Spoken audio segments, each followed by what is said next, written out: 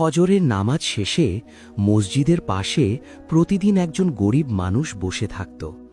সে কারো কাছে কিছু চাইত না, শুধু নীরবে বসে থাকত। একদিন সে দেখল একজন অচেনা লোক ধীরে ধীরে এসে তার পাশে একটা থলে রেখে দিল। কোনো কথা না বলে চোখ নিচু করে সে চলে গেল। গরিব মানুষ থলেটা খুলে দেখল ভিতরে তাজা রুটি, কিছু খেজুর আর সামান্য টাকা। সে অবাক হয়ে গেল, মনে মনে বলল, কে এই মানুষটা?